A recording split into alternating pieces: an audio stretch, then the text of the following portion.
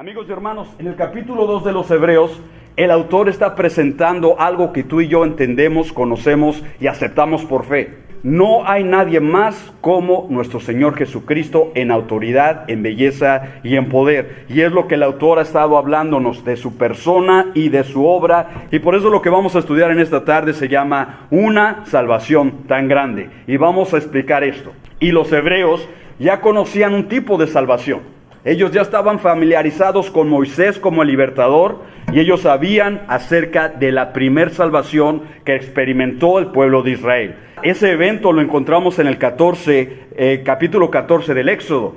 El libertador fue Moisés, el poder fue de Dios.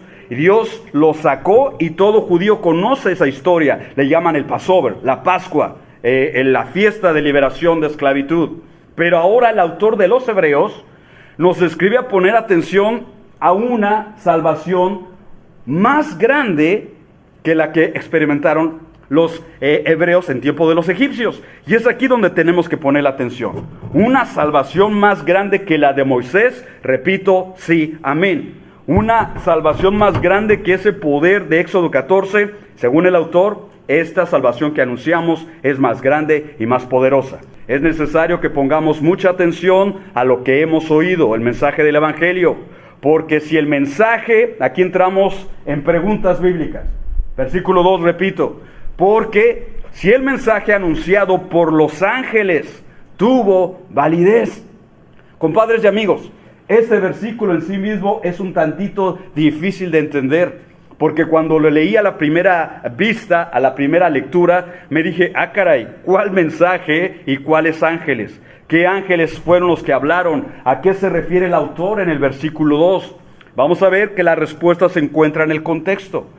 Ese mensaje dado por los ángeles se refiere a la ley del pacto dada por Dios en el Sinaí. Es decir, de acuerdo al contexto, en esa ocasión, los ángeles actuaron como transmisores de la voz de Dios, de la voz de Jehová a Moisés, en ese lugar, repito, en el monte Sinaí. Sabemos que la Biblia dice que habló Dios, pero efectivamente Dios habló, pero fueron los ángeles que retomaron la voz de Dios y la hicieron oír a Moisés. Interesante, por algo se le llama a los ángeles mensajeros. La Escritura dice en el versículo 3, Éxodo 19, veamos cómo trabaja esto. Moisés subió a Dios y Jehová lo llamó desde el monte diciendo, así dirás, así le hablarás a la casa de Jacob. Si leemos solamente este versículo, entendemos que es la voz directa de Dios hablándole a Moisés.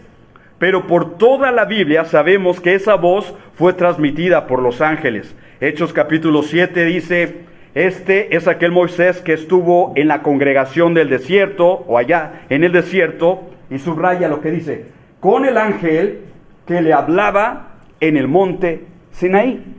Significando con ello la Biblia, hermanos, es cierto, Dios habló, pero fue un ángel el que tomó la voz de Dios, repito, y la hizo conocer a este Moisés. La Escritura lo dice así en el libro de Deuteronomio 33. Moisés dijo antes de morir, estas son sus palabras, Jehová vino de Sinaí en el momento en que se dio la ley. Y de Seir, explicamos ahorita, les esclareció, brilló, resplandeció desde el monte de Parán y vino, aquí quiero llegar, entre 10 millares de santos con la ley de fuego en su mano derecha. Amigos y hermanos, cuando Dios trajo la ley, fue tan poderoso ese evento que la Escritura nos dice, mira, hay 3 montes que aparecen en esta narración. Monte Sinaí o monte Oreb, uno. Después aparece ahí otro monte que es Seir y después el monte Parán. Estos 3 montes son cordilleras juntas, que están juntas la una de la otra. La idea es esta, que cuando Dios vino con la ley, esos 3 montes, toda esa área quedó cubierta por la gloria del Señor cuando Dios desciende y 10,000 ángeles descendieron. En ese lugar, hermanos, desciende la Shekinah de Dios, un pilar de fuego. Fue sorprendente y paremos oreja. Todo el pueblo de Israel vio ese milagro. ¿Te hubiera gustado ver ese milagro? Amén. Pero regreso con los judíos. Ellos vieron ese milagro, vieron la manifestación de estos 10,000 ángeles, la columna de fuego, la luz y sobre todo que Dios descendía con una ley de fuego. Y eso significa la ley de Moisés. ¿Pero por qué fuego? Miren, hermanos, me gustó lo que este comentarista nos dice con respecto a la ley de fuego, y está en pantalla. Dice, ley como obrando por fuego significa que si la palabra de Dios, la ley, es recibida con un correcto corazón, la ley, la palabra de Dios derrite, la palabra de Dios calienta, purifica y quema la escoria de corrupción en nuestros corazones. Yo digo amén a eso. Lo que ha sacado el pecado y el pecado de mi vida y el pecado de tu vida son los mandamientos del Señor. Algo aquí quema, nos aparta, nos santifica. Sí la recibimos.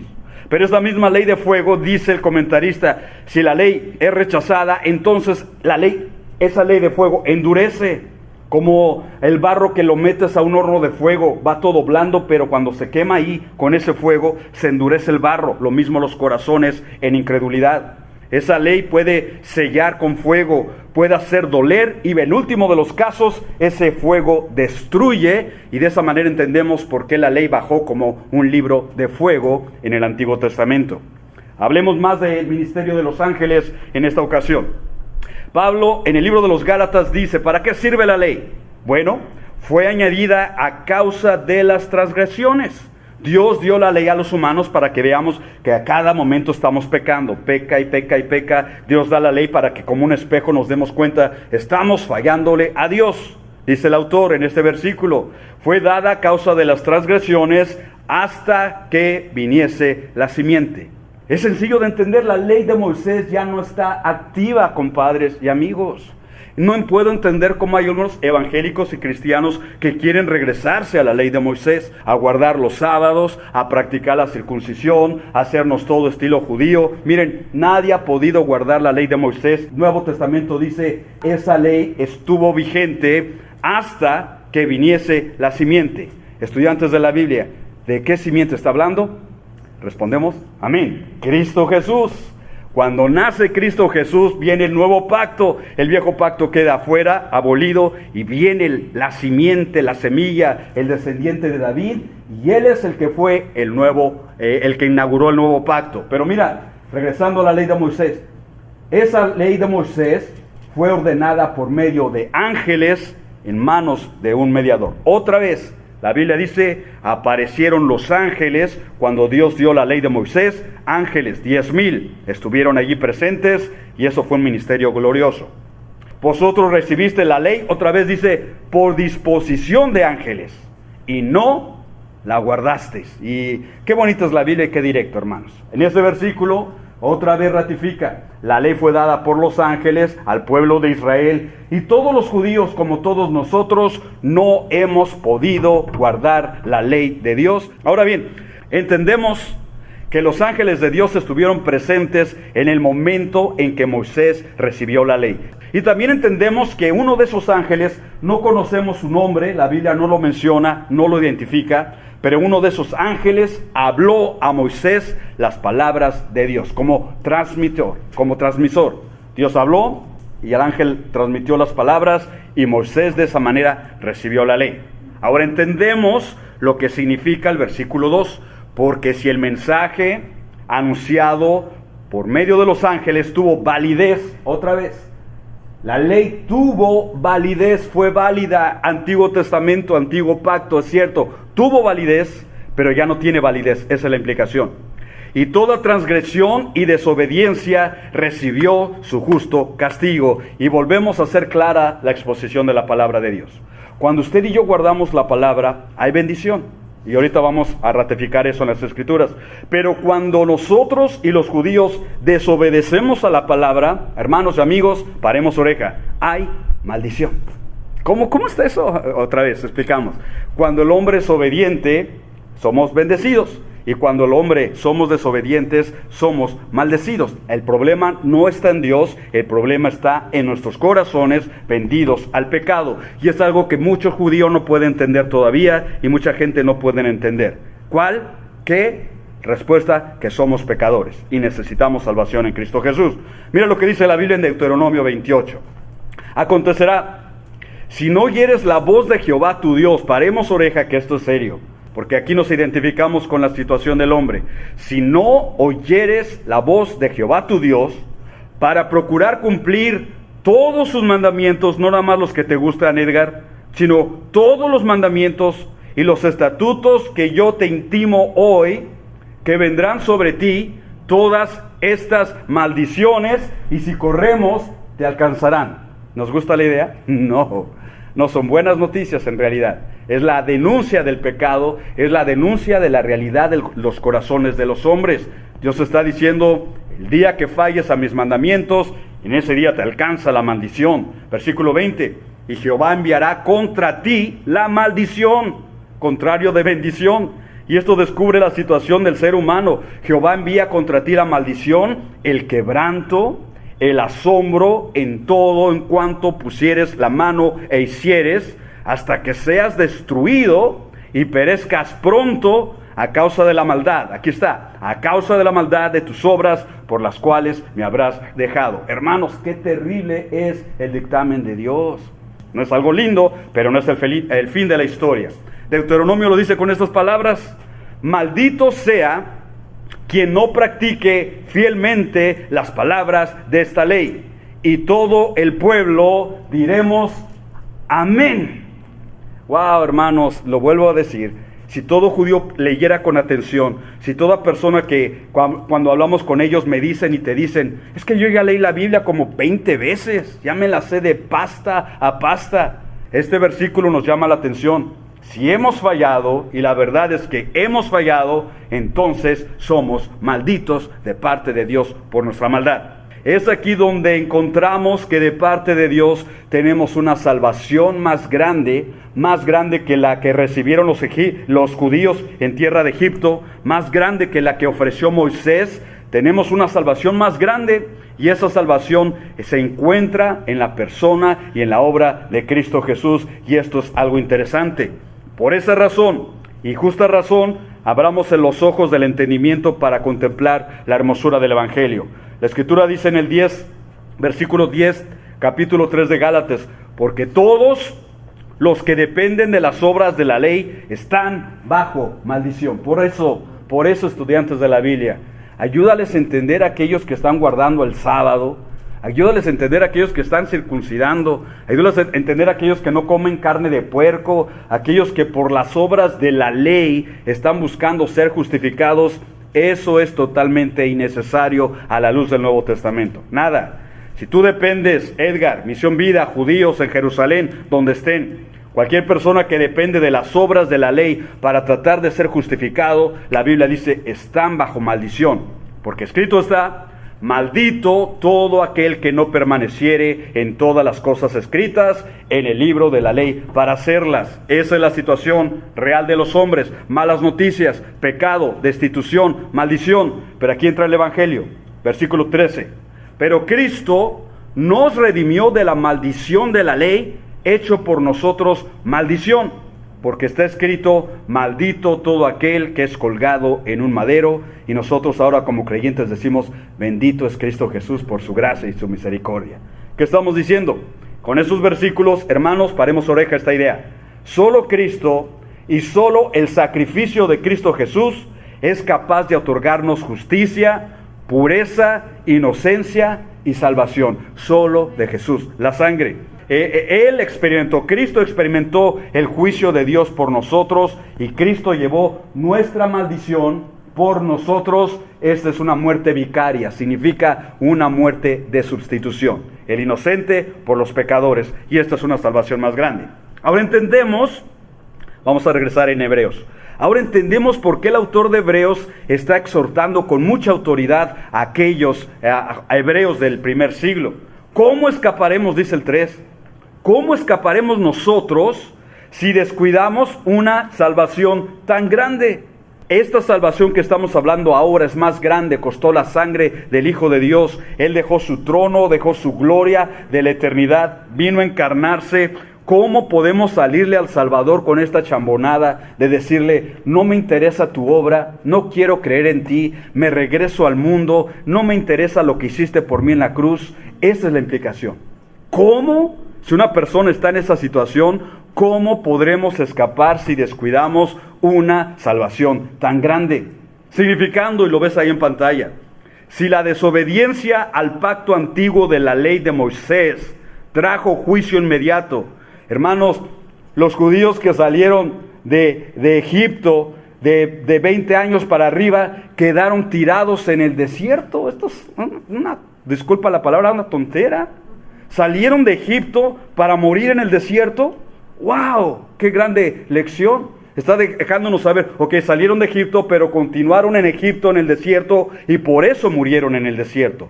Dios los condenó a morir en el desierto, aquellos incrédulos y desobedientes. Y esta es la implicación en Hebreos.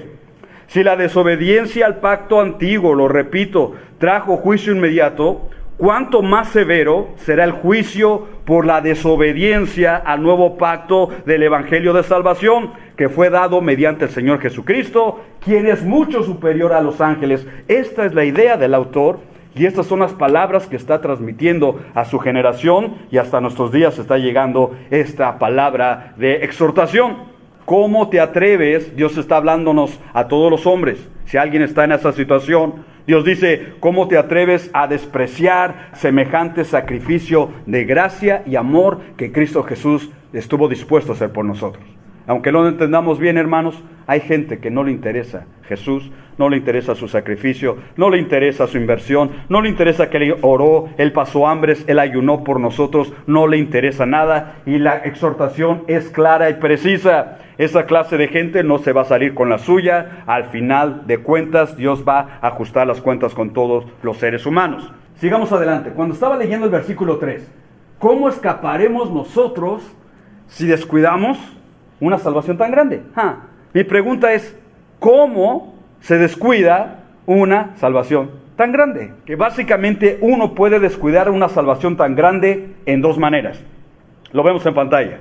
Uno, a través de incredulidad, y dos, a través de desobediencia. Y explicamos, hay una diferencia. Primero, incredulidad. Esto es para un grupo de personas y gentes que no quieren, no van a recibir, hicieron el berrinche y dicen nada más, Cristo no es mi Salvador, Cristo no es mi Mesías. Por más que le intentes, Edgar, por más que me prediques, nomás no creo, y hay mucha gente así. Bueno, amigos y hermanos, si nos rechazan con incredulidad, usted y yo no podemos hacer nada. Recordemos que Cristo no nos mandó a convertir a la gente, no nos mandó a traer a la gente de la iglesia, no nos mandó a meterles la Biblia en el seso, en la cabeza, en el estómago, y no podemos ni debemos hacer eso. Cristo simplemente nos mandó a dar testimonio de su gracia, de su poder, de su muerte y resurrección. Si la gente quiere creer, alabado es Dios, gracias a Dios, hay ganancia para el reino de los cielos. Pero si la gente no quiere creer, es su decisión, compadre, es tu cohete, tú estarás en aquel día delante de Dios, lo creas o no, te dé gusto o no, es una realidad. Bueno, número uno, la gente incrédula está rechazando un ofrecimiento de salvación tan grande. Grupo número 2, la gente desobediente, para allá vamos, está también rechazando una salvación tan grande. La gente desobediente, amigos y hermanos, son aquellas, o somos aquel sector de la población que profesamos fe. Es que yo voy a la iglesia, yo soy evangélico, yo soy ministro, yo soy pastor. Profesamos una fe verdadera, pero a la misma vez, de acuerdo a la Biblia, no producimos frutos de arrepentimiento verdadero. Me explico lo que estoy diciendo. Mateo 7:21, no todo el que me dice Señor, Señor, entrará en el reino de los cielos, sino el que hace la voluntad de mi Padre que está en los cielos. ¿Qué significa esto? Significa que este grupo de personas vivimos en una contradicción. Digo que soy, pero realmente no soy. No he sido regenerado, no he sido restaurado, no caminamos en obediencia con Dios, vivimos en ese mismo pecado, no lo queremos renunciar, confesar. Y eso se llama desobediencia, y la Biblia lo describe claramente dentro de sus páginas. El apóstol Pablo escribe en 1 Corintios 10, dice el 1, no quiero, hermanos, que ignoréis que nuestros padres judíos, esa generación de allá que escaparon de Egipto, nuestros padres todos, fíjate lo que él utiliza las palabras, todos, niños, ancianos, chiquitos, recién nacidos, todos ellos estuvieron bajo la nube, explicamos, y todos ellos pasaron el mar, y todos, o sea, todo es todo en Moisés fueron bautizados en la nube y en el mar. ¿Qué significan esas palabras? Bueno, te pongo ahí un pequeño comentario. Es decir, toda aquella generación tuvieron la guianza. Recuerda que la nube les fue dada para que caminaran en el desierto. No llevaban GPS, no llevaban brújula, ni siquiera sabían el camino a la tierra prometida, no problema. La providencia de Dios los guiaba en una nube y ellos se suponían caminar a la sombra de la nube, guianza. Y también pasaron por el mar, significa salvación. Toda aquella generación de judíos experimentaron la salvación de Dios. Ahora, y todos en Moisés fueron bautizados en la nube y en el mar, significando, hermanos y amigos, ese bautismo en Moisés significa que se identificaron con Moisés como su libertador, como su legislador. Chequemos el lenguaje porque esto corresponde, son símbolos al lenguaje cristiano. Los creyentes, nuevo pacto, también hemos sido bautizados, no en Moisés, sino en Jesús, por honor a Jesús. También fuimos rescatados del mundo, del Egipto, y esto es una similitud. Así como los judíos en el antiguo pacto fueron guiados y rescatados, los creyentes hemos sido guiados y rescatados por Cristo y bautizados en honor a Cristo. Esta es la comparación de Pablo. Dice en el 3, y todos, otra vez, todos comieron el mismo alimento espiritual, maná. Le estudiamos la clase pasada. Comieron ese maná, que no le dieron gracias a Dios, sino ahorita vamos a ver, le reclamaron este pan tan liviano. De hecho, maná significa, ¿sabe lo que significa maná? Significa, ¿qué es esto? What is that? Por favor, give me a break. Algo así significará. Pues eso es el maná. Ahora, todos comieron del mismo alimento espiritual. 4. Y todos, otra vez, totalidad, todos los judíos bebieron de la misma bebida espiritual porque bebían de la roca espiritual que les seguía, y la roca era Cristo. Amados hermanos, Dios nunca dejó a su pueblo, nunca solos por un instante. Esto de beber y esto de comer representan para nosotros, los creyentes en el Nuevo Testamento, la mesa, tener comunión en la mesa del Señor. Nosotros los creyentes tomamos simbólicamente de su sangre, el vino, y comemos simbólicamente de su pan o de su cuerpo, que es el pan. Los judíos, la primera congregación allá en el Antiguo Testamento, lo mismo, comieron del pan que les dio Dios y bebieron del agua que les dio Cristo, significando que ellos tuvieron comunión con Dios en el desierto. Es interesante, ¿no? Yes, es interesante. Y bueno, ahorita vamos a ver, y esa generación, capítulo 32 del Éxodo, se levantaron y le dijeron al Aarón, al sacerdote, haznos unos dioses, porque este Moisés se subió al cerro y no sé qué le pasó, se lo comieron los coyotes, ya no bajó para atrás, haznos unos dioses. Amigos, hicieron un becerro de oro y se regresaron a la idolatría de Egipto. ¿Te das cuenta cómo nuestros corazones, como los de los judíos, son imperfectos? Versículo 5, pero todos experimentaron la salvación, la guianza, la comunión, etcétera. Pero en el 5, mira cómo cambia la historia.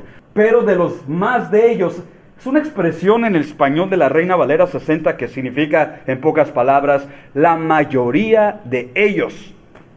Pero un grande porcentaje, tal vez un 90% o más, porque solo Caleb y Josué fueron los adultos que entraron a la tierra prometida. De ahí en fuera, todos quedaron tendidos en el desierto. ¿Okay? En la gran mayoría de ellos, el Señor no se agradó de ellos, por lo cual quedaron ellos postrados en el desierto. 6, y aquí se nos abren los ojos. Mas estas cosas sucedieron como ejemplo para nosotros, iglesia, creyentes, para que no codiciemos cosas malas como ellos codiciaron. Es decir, no siguieron a Dios con fe y no siguieron a Dios con obediencia. Estamos en esto, ¿verdad, hermanos? ¿Sencillo de entender? Amén, sencillo. Pero aquí hay una cosa interesante, compadres y amigos. Apliquemos discernimiento. Las cosas malas del corazón, las cosas malas que hay a veces en nuestra vida, pueden echarnos a perder la carrera con Cristo. Y esta es la advertencia. Tenemos que aprender a no cometer los errores que cometieron aquellos judíos del Antiguo Testamento. Ejemplos claros, versículo 7. No seáis idólatras como algunos de ellos. ¿Qué es idólatra? Es poner a disculpa la redundancia, a un ídolo, a un falso Dios, tributarle a eso devoción, tiempo, energía y entrega. En el caso de los judíos, ya lo repetí, ya lo mencioné, pusieron un becerro de oro, Vieron el poder de Dios, los milagros de Dios, la columna de fuego, no tienen excusa, e hicieron un becerro de oro. Eso es idolatría y Dios los juzgó. Además dice el 8, ni forniquemos como algunos de ellos fornicaron. El pecado sexual, se levantó el pueblo a comer, coquetearon con los moabitas, las vecinas tribus que el Señor dijo, no se unan, en pocas palabras, en yugo desigual con esas mujeres, pues es lo primero que se les dice y lo primero que hicieron. Y como resultado Dios trajo juicio y murieron miles en aquella ocasión. Dice la Escritura ahí, no tentemos al Señor como también algunos de ellos tentaron y perecieron por las serpientes. Esto está en el libro de los Números.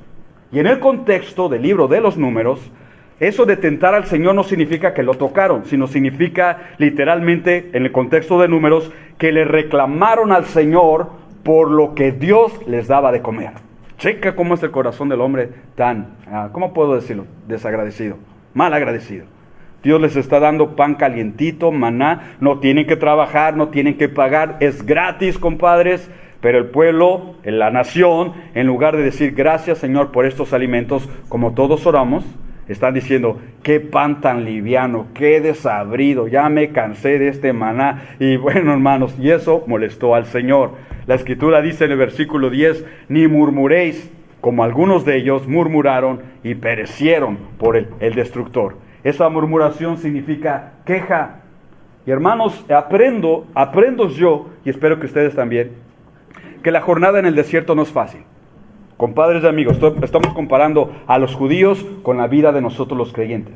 En el desierto había sol, temperaturas, había que caminar, no tenían casa, era un constante movimiento, tenían que seguir a Dios por fe, todavía no veían la tierra prometida, se requería fe para caminar en ese camino. Pero muchas veces, como a ellos, a nosotros también nos invade el corazón la queja. Y tengamos cuidado cuando nos salimos de la raya. Ok, Dios, no lo entiendo, no me gusta, estoy batallando con esto, pero si aquí me pusiste en este desierto para caminar en este desierto, aunque no lo entendamos, vamos a darle a Dios gracias y tú sabes lo que está pasando. ¿Me explico, amados hermanos? Es algo práctico con esto, no vamos a murmurar. Señor, tú sabes el por qué, yo no lo sé, pero adelante, caminamos en fe. Dice el versículo 11, y estas cosas les acontecieron a ellos como ejemplo y están escritas para amonestarnos. Paremos oreja porque esta es una revelación interesante de Pablo en Corintios. Todo eso se escribió para que nosotros lo leamos y nos amoneste el corazón a nosotros, quienes hemos alcanzado el final de los siglos. La implicación es esta, amados hermanos, que al final de los siglos, al final de los tiempos, si tú lees el libro de Apocalipsis, el diablo sabe que le queda poco tiempo. Y por eso ha sido suelto sobre los hombres. Ahorita está atacando más. Hay un ataque más mortífero, más mortal, de todo el odio del infierno, de los demonios. Ahorita hay más idolatría que en el tiempo de los judíos. Más intensificado, quiero decir, la fornicación, la queja, los problemas. Todas estas plagas, ahorita en los últimos días, están con más intensidad golpeando a muchos creyentes. ¿Por qué? Porque son los últimos tiempos. Ahora bien, ¿qué vamos a hacer? ¿Nos vamos a comer las uñas? ¿Vamos a imitar a los judíos en sus torpezas? No lo creo. El libro de Filipenses nos da la solución. Dice Pablo, capítulo 2, por tanto, amados míos, como siempre habéis obedecido, no como en mi presencia solamente, sino mucho más ahora en mi ausencia. Aquí está la lección de esta noche, Misión Vida. Dice, ocupaos en vuestra salvación con temor y temblor. Y yo digo, amén, Señor, ayúdanos. Eso de ocuparse en la salvación con temor y temblor, ¿qué significa? Significa que Dios está esperando ver una generación de creyentes que caminamos con Él, pero caminamos en el temor del Señor, en reverencia y en santidad a nuestro Dios. Y yo digo, amén. ¿Es posible caminar así? Es posible. Con la ayuda de Dios, sí es posible, amigos y hermanos. Dios nos cuida, Dios nos fortalece, Dios nos alienta, Dios nos dice, échale ganas, yo estoy contigo, y podemos vivir en esa victoria de Cristo en esta generación. Entendamos este estudio en estos versículos en Hebreos. Dice el 3, ¿cómo escaparemos nosotros si descuidamos una salvación tan grande? Esta salvación fue anunciada primeramente por el Señor y después por aquellos que lo oyeron y confirmaron esas palabras. Primeramente, el Señor Jesucristo vino a predicarnos esa salvación. Recordémoslo, esto está en todos los evangelios. Yo soy el camino, yo soy la verdad, yo soy la vida, yo soy la luz del mundo, yo soy el buen pastor, yo soy la resurrección y la vida, etcétera. Hablando de Él en primera persona, Él es la salvación. Y después los discípulos, sus discípulos, hablaron y confirmaron esas palabras de salvación. En pocas palabras, la salvación tan grande que debemos de cuidar es grande porque fue anunciada y efectuada por Dios mismo, a diferencia de la de Moisés. Moisés era un siervo. Moisés los libró físicamente, terrenalmente de allá, de ese país. Pero Cristo Jesús no es siervo. Él es Rey de reyes, Señor de señores. Y Él nos salvó eternamente, amigos y hermanos, de la condenación eterna. Por lo tanto, la salvación de Cristo es más grande y más gloriosa.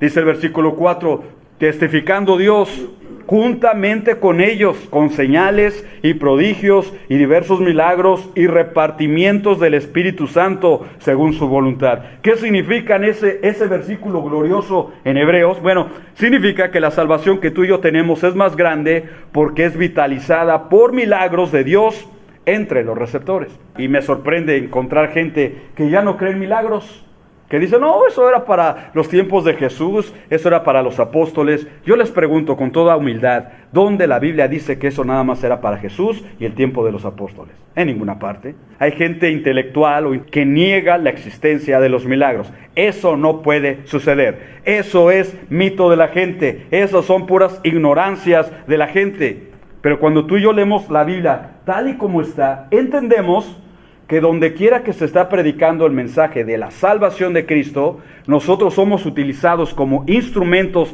para hablar el mensaje de salvación. Chequemos, pero Dios es Él que confirma su palabra, no mi palabra. Él confirma su palabra con potentosas señales, milagros, sanidades, y yo digo, alabado es el nombre de Dios. Y lo más interesante, todavía esto tiene lugar en nuestros días, y yo digo, amén, hermanos. Escuchemos, veamos testimonios en África, en Corea, en los estados, donde quiera que se predica la palabra de Dios, Dios hace sanidades, abre los ojos, sana a los ciegos, puede limpiar leprosos, resucitar inclusive a muertos, porque Él está dando testimonio de que el Evangelio es el único medio para la salvación. Yo digo en nuestras oraciones, Dios sorprende a los incrédulos, Dios sorprende a los ateos, Dios sorprende a los incrédulos también dentro de las iglesias, para que vean y veamos lo que dice Pablo, no me avergüenzo del Evangelio porque es el poder de Dios para salvación, y decimos amén. Marcos lo dice con estas palabras, y ellos salieron y predicaron por todas partes que se encontraron, allá en Jerusalén, en toda Palestina, y fueron avanzando. Y dice la Escritura, y Dios les estaba ayudando, el Señor les ayudaba, confirmando la palabra con señales, con las señales que la seguían. Amigos y hermanos, esta es nuestra confianza. Las señales siguen a la palabra del Señor. Si usted y yo predicamos la palabra, pues la palabra de Dios en sí ya está garantizada con señales en aquellos que la reciben y que creen en ella. Versículo 3, Hechos 14. Por lo tanto, se detuvieron allí mucho tiempo, hablando con denuedo, esto es con atrevimiento, con valor, confiados en el Señor, el cual daba testimonio de la palabra de su gracia, concediendo que se hicieran por las manos de ellos señales y prodigios. Y creo que esta es la confianza de todo siervo, todo ministro, toda iglesia y de todos los creyentes. Sembramos la palabra, podemos orar por los enfermos, la necesidad, y que sea como tú quieres, Dios. Si quieres glorificarte, glorifícate, sorpréndenos, alcanza el corazón de los incrédulos, y que el nombre de Jesucristo sea glorificado. Decimos amén eso, hermanos, amén. Esta es una salvación muy grande, tan grande, que merece ser valorizada, atendida y cuidada. Pedro lo dice así, porque a un sector de la población, mejor les hubiera sido no haber conocido el camino de la justicia. Chequemos, tanta gente que conoce, dice, vive, salta, predica y luego se apartan al viejo mundo otra vez. Mejor les hubiera sido no haber conocido el camino de la justicia, que después de haberlo conocido, volverse atrás del santo mandamiento que les fue dado.